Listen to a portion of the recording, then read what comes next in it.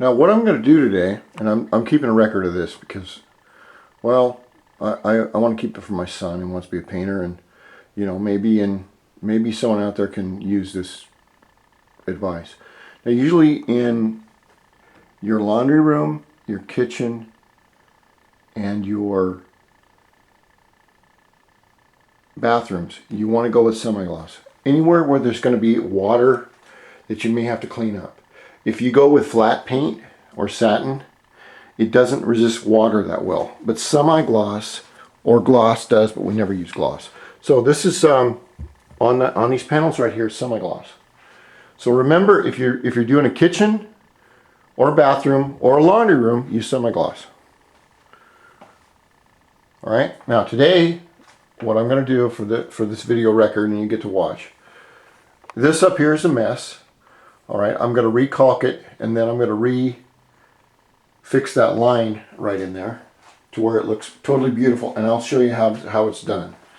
Over here, this is the old paint, which it's a Mickey Mouse job, but I'm going to show you how to clean that line up to make it look absolutely perfect, like this line. All right. Then on this other cabinet, remember these were put in 1955. I'm going to clean up this line, and I'm going to caulk in this area where the drywall meets the cabinet, so we don't have any black lines, and fix all that. And then I'll repaint this wall dealy over here. What I like to do is I will get this one area in here on this side of the washer and dryer.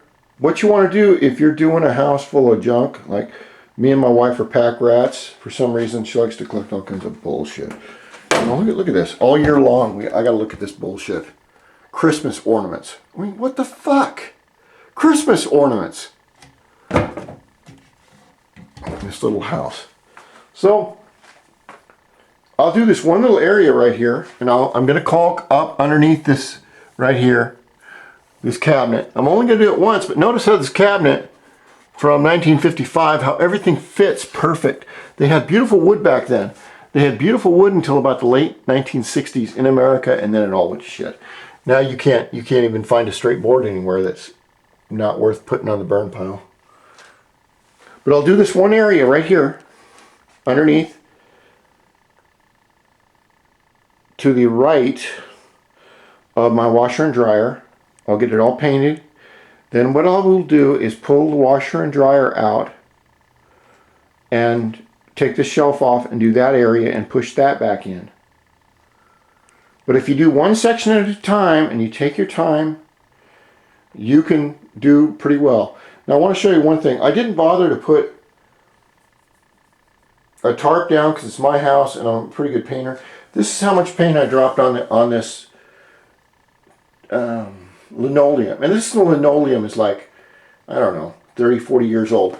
If you get paint on your linoleum and it kind of halfway dries, leave it alone. Let it dry until the next day. It'll dry into a little dot, and then you can take a little scraper and scrape it right off. Like these over here. Right here. You just leave them alone. Next day, scrape them off.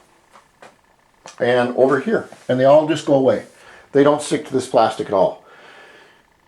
So, that's what we're going to do today. Listen to some really good music by J. Alvarez and Westlife. And we continue with the video log of me, the greatest painter in my world.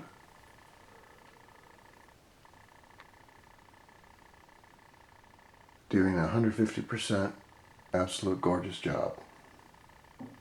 I hope you learned some tips, and I hope this helps some painters out there, because at 50 years old, my job as an adult, I believe, is to pass on whatever knowledge I have to the youth of this world. That is the job of all us adults, I believe. And the ones that don't do it, if we don't teach them, who will?